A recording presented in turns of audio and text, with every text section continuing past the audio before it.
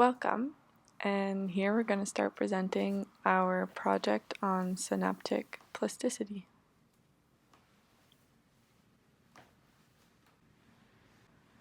Our body's natural reaction to changing environments is to adapt. As continuously evolving beings, we've become accustomed to situations where our normality is disturbed. In this way, throughout our lives, us humans need to respond to different situations occurring within our environment and modify our reactions. This action is seen through the observation of a brain's plasticity, also known as neuroplasticity.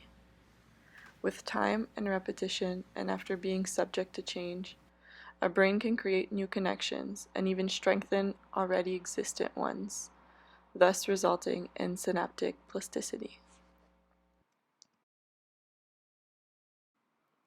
As artists and designers, we settle into habits and routines during our creation process. We have preferences regarding styles, mediums, shapes, sizes, colors, etc. What happens when part of our process is dismantled? We adapt. Therefore, within our creative representation of synaptic plasticity, we each wanted to represent a synapse in a sort of communal brain. One synapse might be stronger, more worked, or strengthening themselves during the process. Others might not. Synapses strengthen themselves when the connectivity gets stronger.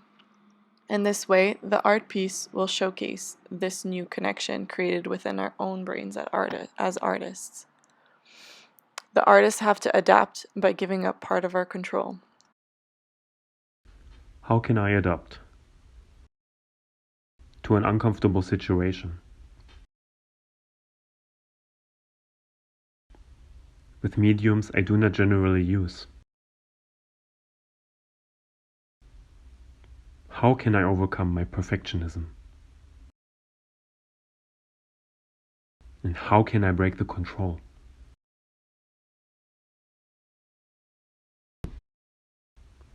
Finding creativity in a forced, uncomfortable situation with mediums and materials I rarely or basically never use forces me to adapt to the environment.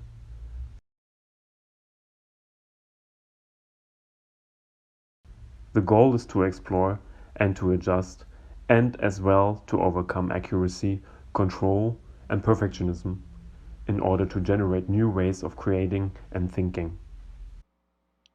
As an artist, I was already aware of my own rigidity, that I have difficulty finding pleasure in what is not natural to me. I gave up texture, saturation, and the brightness of my usual work. I used a medium that could not hide my mistakes, which built frustration. I had to let go of my construct of what beautiful art is, and let me as an artist create. I found it quite difficult to pursue each piece I made as experiments, as they were all so unnatural to me and had built frustration within my own artistic identity. This experience was about seeking discomfort and making new creative pathways by immersing myself in a new environment. I had to challenge myself by working with new materials and challenging my creative process. Sometimes the outcome was frustrating, but I tried to be non-judgmental and to surrender to the experience. As a team, we sought discomfort, trying to challenge our brains to work in a different way. Over the course of an intense series of weeks, we disturbed our practice, getting rid of our habits, usual abilities, and favorite techniques. Andre dared to go against his perfectionism, Layla flattened her artistic identity, and I stepped away from my expressionism. In this way, we challenged our own plasticity to generate the good, the bad, the completely ugly.